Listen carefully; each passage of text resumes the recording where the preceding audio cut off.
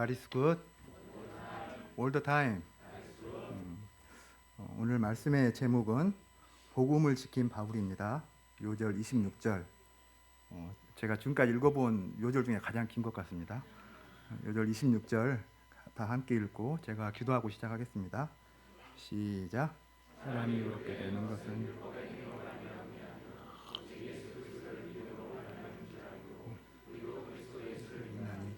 인간의 것이 아니고 그리스도를 믿음으로써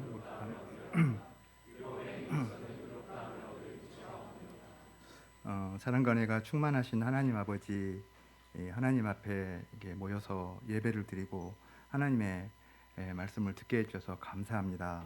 하나님께서 또 이 예배 가운데, 이 말씀 가운데 함께 해주시고 오직 말씀을 통해 오늘 말씀을 통해 복음을 지킨 사도 바울의 신앙과 믿음을 잘 배우는 시간이 될 수 있기를 기도합니다.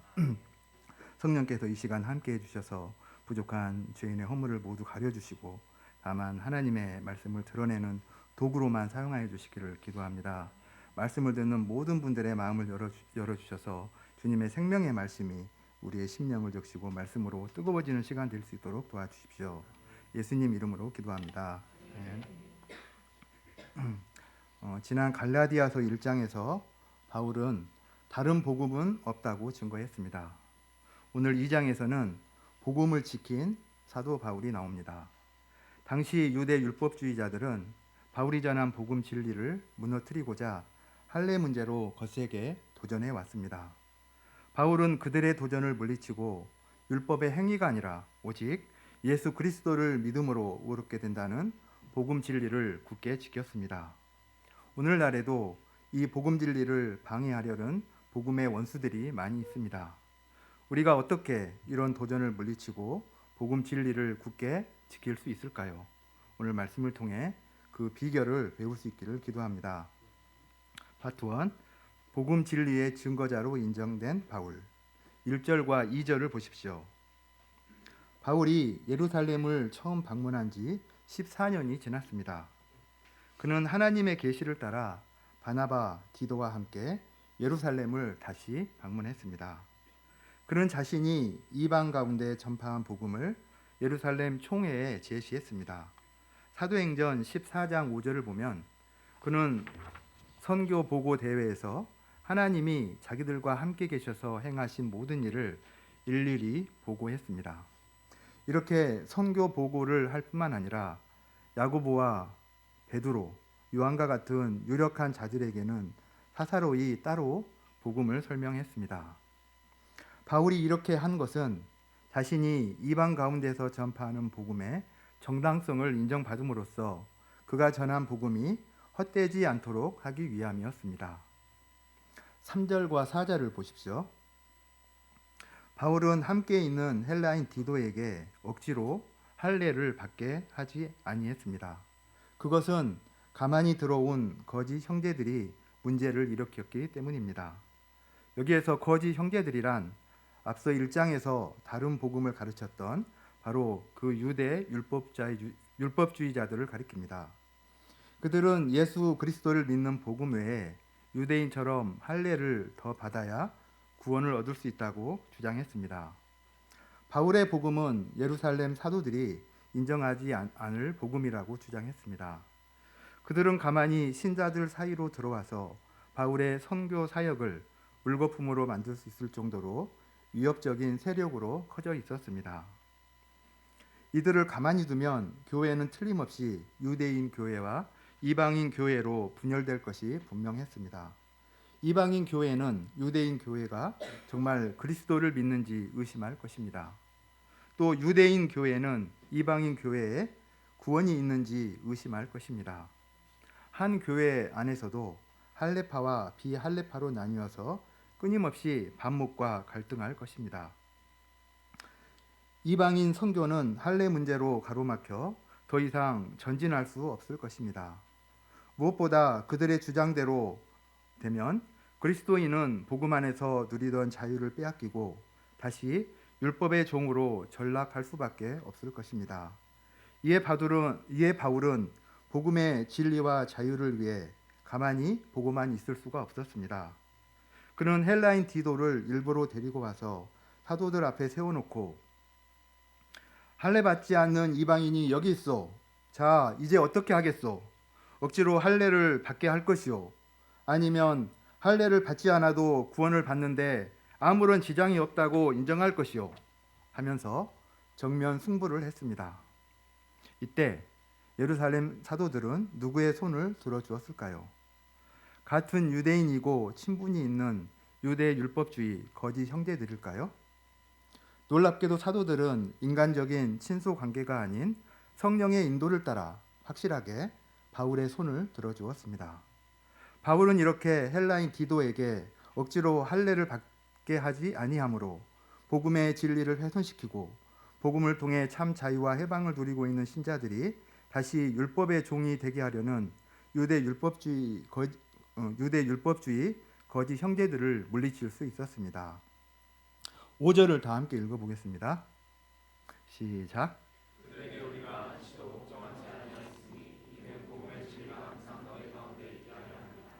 바울은 그들에게 한시도 복종하지 않았습니다.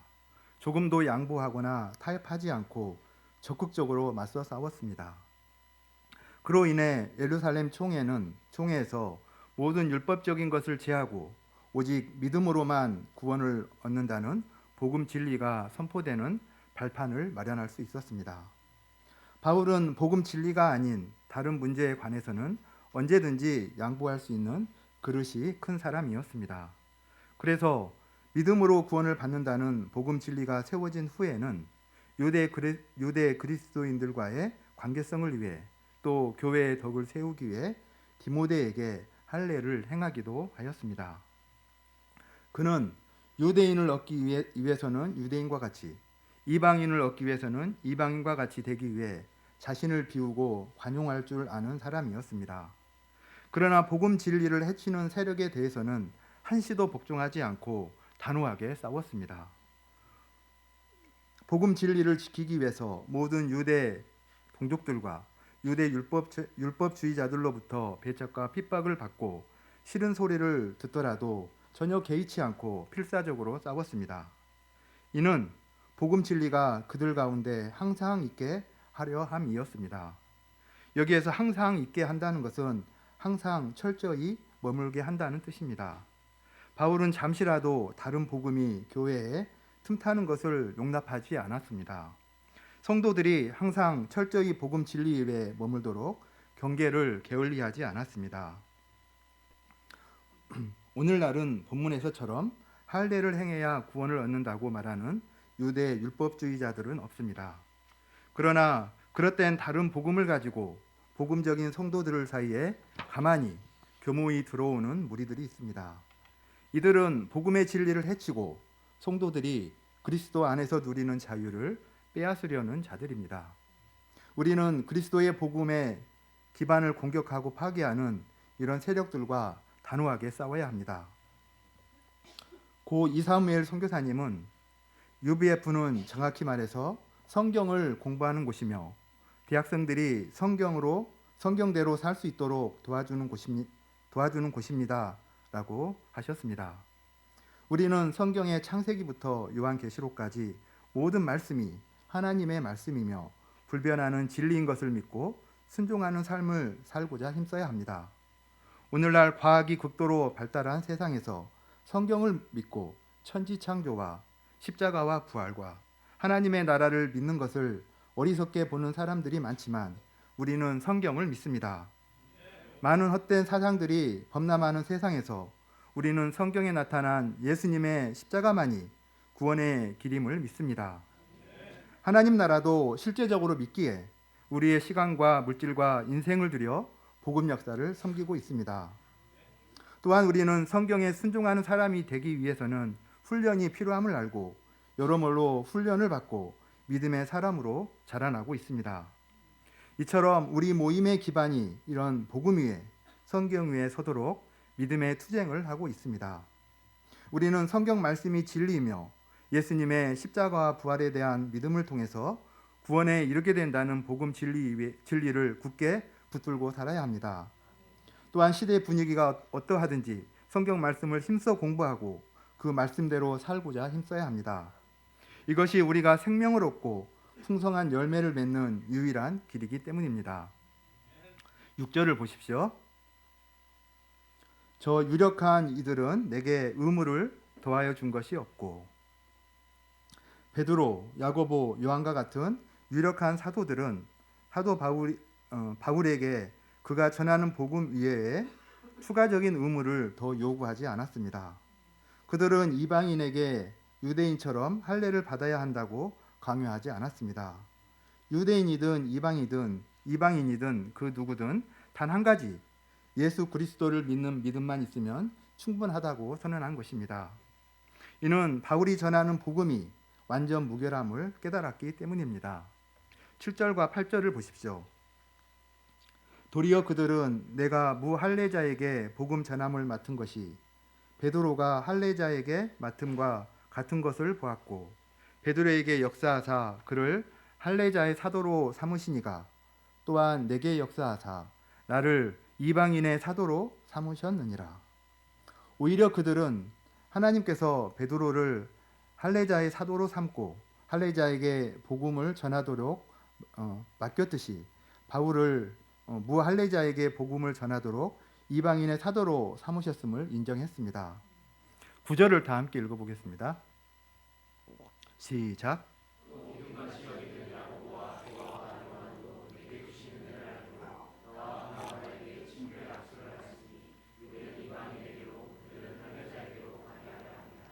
그들은 이것은 하나님께서 바울에게 주신 은혜임을 알고 친교의 악수를 하였습니다. 예루살렘의 사도들과 사도 바울이 친교의 악수를 나누고 서로 의기투합할 수 있었던 것은 다름 속에서 같음 속에서 다름을 인정했기 때문입니다. 예루살렘의 사도들은 유대인들에게 복음을 전하고 사도 바울은 이방인들에게 복음을 전합니다. 사역의 대상은 이렇게 다르지만 그들이 전하는 복음은 모두 동일한 복음입니다. 각자가 가진 소명은 서로 다르지만 부르신 이는 한 분 하나님이십니다. 이 하나님께서 유대인들에게 큰 은혜를 내려 그들을 구원하셨습니다. 동일하게 이방인들에게도 큰 은혜를 주사 그들을 구원하셨습니다. 서로의 문화가 다르고 서로의 사역이 달라도 하나님이 주신 이 은혜 안에서 서로 하나가 되고 은혜 안에서 친밀한 교제를 나눌 수 있습니다. 각자에게 복음 안에서 체험한 은혜가 커질수록 다름의 차이는 점점 더 작아집니다. 은혜를 아는 사람은 참된 복음과 은혜를 공통 분모로 삼아 다름의 차이를 극복하고 다름 사랑을 이룰 수 있습니다. 10절을 보십시오. 다만 우리에게 가난한 자들을 기억하도록 부탁하였으니 이것은 나도 본래부터 힘써 행하여 왔노라. 예루살렘 사도들은 바울과 바나바에게 가난한 자들을 돕는 일에 동참해 줄 것을 요청하고 있습니다. 당시에 팔레스타인 지방의 기근이 심해서 교회에 배고픈 사람들이 많이 있었는데 그들을 위해서 구제 헌금을 좀 해달라는 것이었습니다. 이 또한 사울이 바울과 바나바를 복음의 도격자로 깊이 영접했다는 구체적인 증거입니다. 가장 권위 있는 예루살렘 교회 지도자들이 이방인 가운데 일어난 바울의 복음 사역을 인정한 것은 바울의 사도직과 그가 전한 복음이 하나님께로부터 왔음을 인정했기 때문입니다. 이렇게 바울은 예루살렘에서 복음 진리의 증거자로 인정받게 되었습니다. 파트 2 복음 진리를 지킨 바울 11절부터 21절입니다. 11절을 보십시오. 게바 곧 베드로가 안디옥에 왔는데 바울이 베드로를 책망합니다. 바울과 베드로는 예수 그리스도의 사도로 부르심을 받고 초대 교회에 지대한 영향을 미친 지도자들입니다. 그래서 사도행전의 전반부는 베드로에 대해 주로 기록하고 있고 후반부는 사도 바울에 대해 기록하고 있습니다. 그러나 당시에는 바울이 인턴 목자라고 하면 베드로는 예수님의 후계자로서 큰 영향력을 끼치고 있는 대선배 시니어 목자였습니다. 그런데 바울이 이런 대선배 베드로를 책망한 것이 뭔가 예사롭지가 않습니다. 그가 무엇 때문에 베드로를 면전에서 대놓고 공개적으로 책망했던 것일까요? 우리 12절과 13절을 다 함께 읽어보겠습니다. 시작.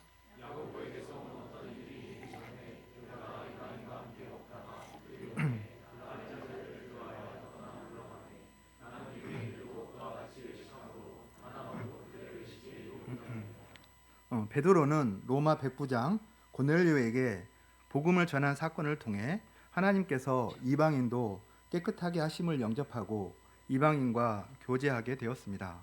그 후 베드로가 시리아 안디옥 교회에 왔을 때 이방인들과 어울려 돼지 삼겹살과 오징어 덮밥을 맛있게 먹고 있었습니다. 그때 야고보에게서 온 어떤 율법주의자들이 들어오자 베드로의 낯빛이 갑자기 굳어졌습니다. 그리고 아이고 배야 화장실 다녀올게 하며 급히 자리를 뜨고는 다시 돌아오지 않았습니다.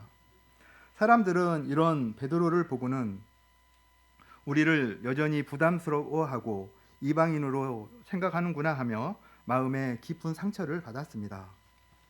그리스도 안에서 형제 자매라고 가르쳐 놓고 이런 행동을 하는 베드로로 인해 힘든 생각이 들었습니다.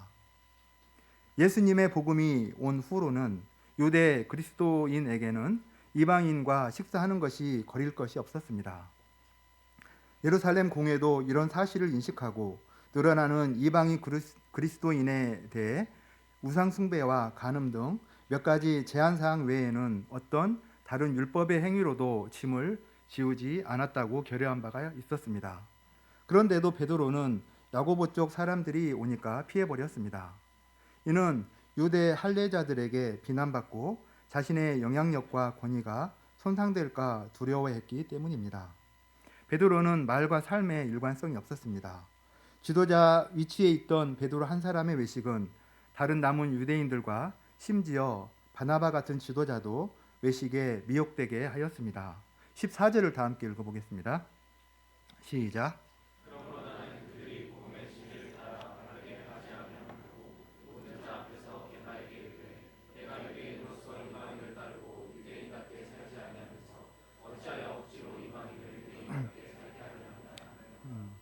겉으로는 베드로가 무례를 범한 것처럼 보일 수 있습니다.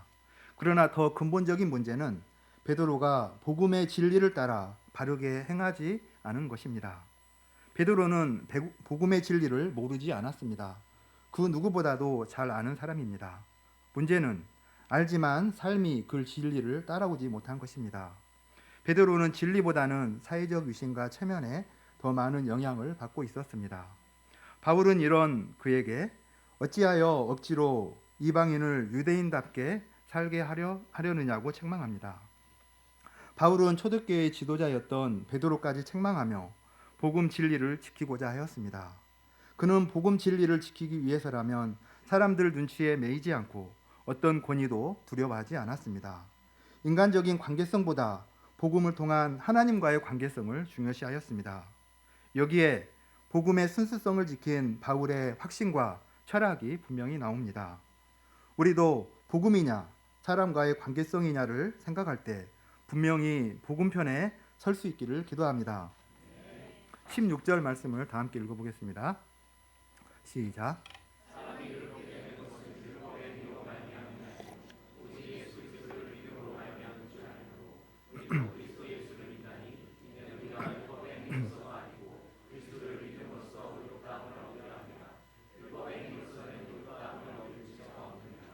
여기에서 우리는 복음 진리에 대해 배우게 됩니다.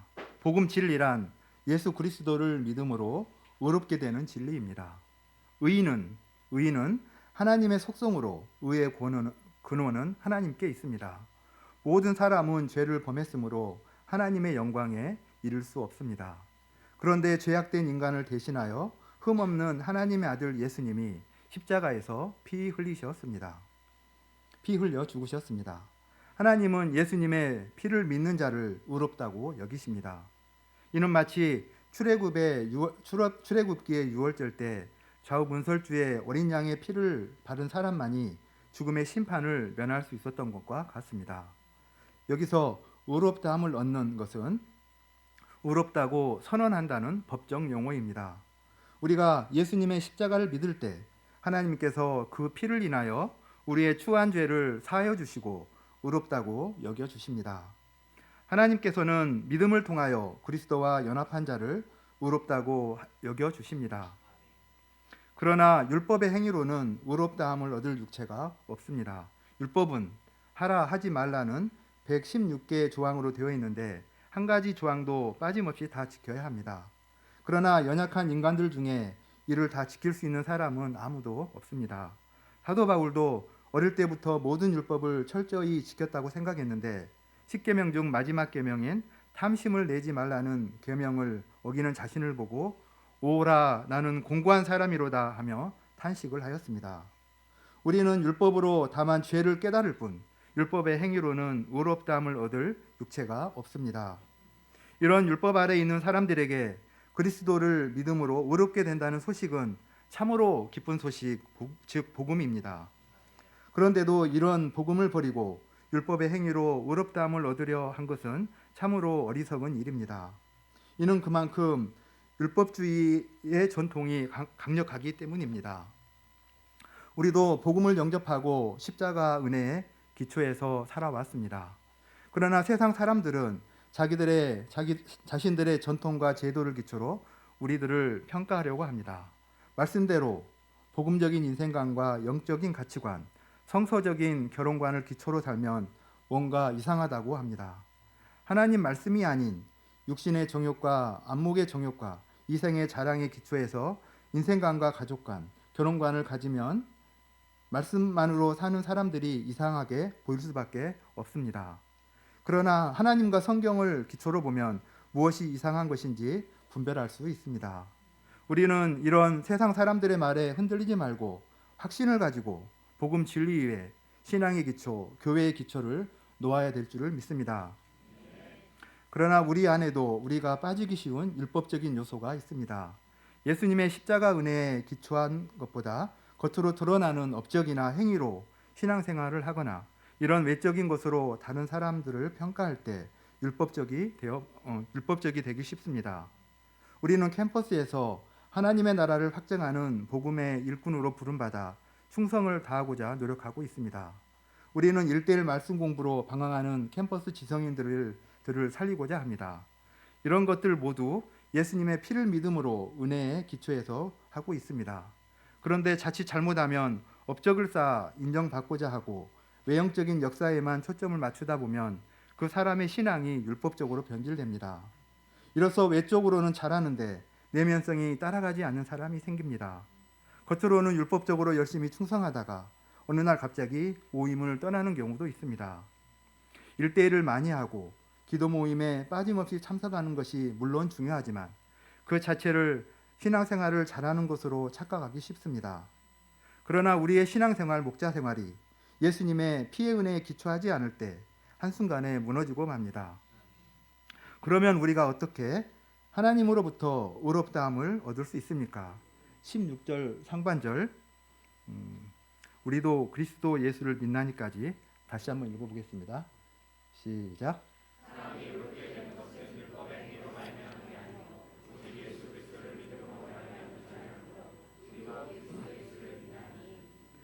율법에 의해서가 아니라 오직 예수 그리스도를 믿음으로 의롭게 됩니다.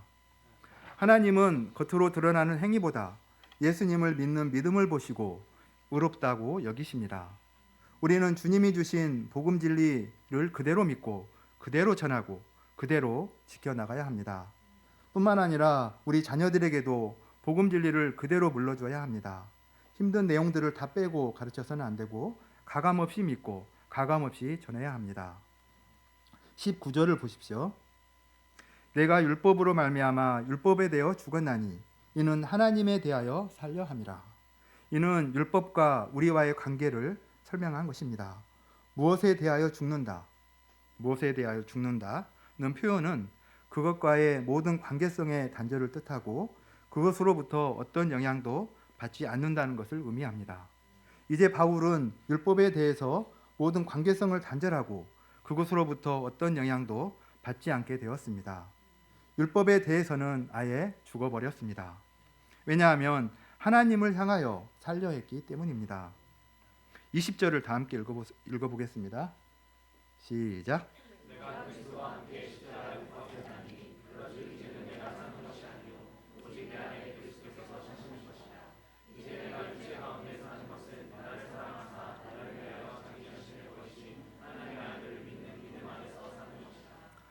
사도 바울은 유대인 중에 유대인이요 바리새인 중에 바리새인이었습니다.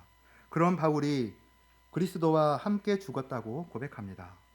예수님께서 십자가에 못 박혀 죽으실 때 혼자 죽으신 것이 아니라 우리를 포함한 인류의 모든 죄를 지고 죽으셨습니다. 예수님을 믿는다는 것은 나의 옛 자아가 예수님의 십자가에 못 박혀 죽었다는 것을 의미합니다. 이를 볼 때 바울도 베드로도 우리 모두도 그리스도와 함께 연합하여 십자가에 못 박힌 것을 알 수 있습니다. 나란 성경적으로 볼 때 하나님 앞에 완전히 타락한 죄악된 존재입니다. 거짓되고 심히 부패한 것은 사람의 마음이라고 했습니다.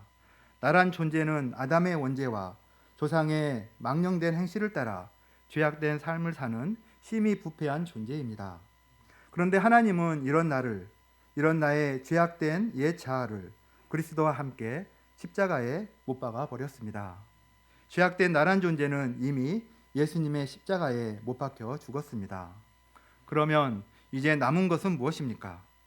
이제는 내가 산 것이 아니라 오직 내 안에 그리스도께서 사신 것입니다. 나는 없지만 내 속에 그리스도께서 살아 계신 것입니다. 영적으로 더 이상 과거의 나, 옛 자아, 옛사람, 죄의 몸은 죽었지만 그리스도께서 내 안에 살아 계신 것입니다. 이 그리스도를 믿고 사는 것이 바로 우리의 믿음의 삶이요 복음 진리를 지키는 삶입니다. 로마서 6장 5절은 말합니다. 만일 우리가 그의 죽으심과 같은 모양으로 연합한 자가 되었으면 또한 그의 부활과 같은 모양으로 연합한 자도 되리라. 세례는 이런 것을 상징적으로 보여줍니다. 세례는 물속에 푹 잠길 때 나의 옛 자아가 십자가에 못 박혀 완전히 죽고 예수님께서 부활하실 때 함께 연합하여 부활하여 새 생명을 얻고 새 삶을 얻는 것을 상징합니다. 우리는 그리스도의 부활을 통해서 그리스도 안에 있는 새 생명을 얻어서 그리스도와 연합한 삶을 살게 되었습니다. 찬송가 407장에 이런 가사가 있습니다. 구주와 함께 나 죽었으니 구주와 함께 나 살았도다. 영광의 그날에 이르도록 언제나 주만 바라봅니다. 언제나 주는 날 사랑하사 언제나 새 생명 주시나니 영광의 그날이 이르도록 언제나 주만 바라봅니다. 우리가 구주와 함께 죽은 것이 무엇이며 구주와 함께 살아난 것이 무엇입니까? 죽은 것은 우리의 옛자, 죄악된 옛 삶입니다. 이는 십자가에 못 박힌 것입니다. 예수님께서 십자가에서 다 담당해 주신 것입니다. 그러면 살아난 것은 무엇입니까? 언제나 주는 날 사랑하사 언제나 새 생명 주시나니 구주께서 날마다 날 사랑하셔서 날마다 부어주시는 새 생명입니다. 우리는 복음을 알기 전 다 자기 중심적으로 살았습니다. 오직 나밖에 몰랐습니다. 그것이 전부이고 또 당연한 것인 줄 알았습니다. 그런데 복음을 영접하고 나면 나의 옛 자아가 그리스도와 연합하여 십자가에 못 박혔다는 것을 깨닫게 됩니다. 내가 죽고 그리스도께서 내 안에 들어와 사시게 됩니다. 이때부터 그리스도를 중심으로 한 새로운 삶, 나의 끝 예수 시작이 열립니다. 옛날처럼 더 이상 자기를 기쁘게 하고 싶지 않습니다. 더 이상 자기를 의지하지 않습니다. 참된 행복은 자기가 깨어지고 예수님이 주인이 되셔서 나의 삶을 다스려 주시고 이끌어 주시는 것에 있다는 것을 배우게 됩니다. 그래서 늘 중심에 예수님을 모시고 무엇을 하든 어디를 가든 예수님과 함께 하고 싶어 합니다. 나는 할 수 없지만 내 안에 계신 그리스도가 죄를 이기게 하십니다. 나는 할 수 없지만 내 안에 계신 그리스도가 말씀에 순종하며 거룩한 삶을 살아갈 힘과 능력을 주십니다. 우리는 예수님을 믿는 순간 곧바로 하나님 나라에 들어가지 않습니다. 이 몸 그대로 이 땅 가운데 있습니다. 그런데 우리 몸은 죄에 익숙한 습관을 그대로 지니고 있습니다. 내 안에 들어오신 그리스도의 의지에 저항하며 이제껏 살아온 대로 관성대로 살아가려고 합니다. 이것이 성도를 힘들게 만드는 제1의 원인입니다. 그러나 복음을 영접한 사람 안에는 육체의 원리만 작동하는 것이 아닙니다. 하나님의 아들을 믿는 믿음의 원리가 작동하고 있습니다. 그리고 그 믿음의 원리는 육체의 원리를 능히 제압할 수 있습니다. 우리가 믿는 하나님의 아들은 어떤 분이십니까? 그분은 나를 사랑하사 나를 위하여 자기 자신을 버리신 분이십니다. 십자가 복음 안에서 우리는 그분이 살 한 조각, 피 한 방울까지 다 우리를 위해 내어주신 분이심을 깨닫습니다. 그분이 베푸신 한량없는 은혜를 누리며 우리는 그분을 사랑하지 않을 수 없습니다. 사랑하기 때문에 예수님을 기쁘시게 하는 삶을 살고자 합니다. 이것이 율법이 주는 두려움과 비교할 수 없을 정도로 강력한 동기가 되어 나의 삶 전체를 다 바쳐 예수님을 즐거이 섬기게 합니다. 결론입니다. 우리는 믿음으로 구원을 얻는다는 복음의 핵심 원리를 모두 잘 알고 있습니다. 하지만 이것을 얼마나 내면화하고 자유를 누리며 살아가고 있는가는 별개의 문제입니다. 복음이 내면화되지 못하면 복음이 주는 자유를 누리지 못합니다. 번번이 육신과의 싸움에서 패배하여 정죄의식에 시달리며 살아갑니다. 그러나 복음은 우리에게 자유롭게 합니다. 복음은 우리에게 자유를 줍니다. 복음은 죄와 싸워 승리할 힘을 주고 또 실패하더라도 다시 일어날 힘을 줍니다. 억지로 누가 시켜서가 아니라 자발적으로 주님을 기쁘시게 하고자 하는 소원을 끊임없이 불러일으켜 순종하며 살아갑니다. 우리 삶의 행복의 열쇠는 바로 이 복음을 지키고 그 복음을 누리는 것에 있습니다.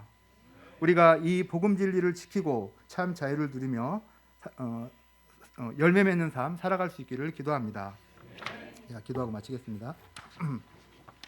사랑과 은혜가 충만하신 하나님 아버지, 사도 바울을 통해 복음 안에서 참 자유를 누리는 비결을 배우게 해주셔서 감사합니다. 그것은 과거의 율법과 헛된 옛자를 날마다 십자가에 못 박고 날마다 주님께서 부어주시는 새 생명으로 사는 데 있음을 배웠습니다. 저희가 무엇을 하든지 율법에 매여 내 자신의 영광과 행복을 위해 살지 않고 나를 사랑하사 나를 위하여 고귀한 몸을 버리신 하나님의 아들을 믿는 믿음 안에서 살고 복음이 주는 참 자유와 기쁨을 누리는 삶 살아갈 수 있기를 기도합니다. 예수님 이름으로 기도합니다. 아멘.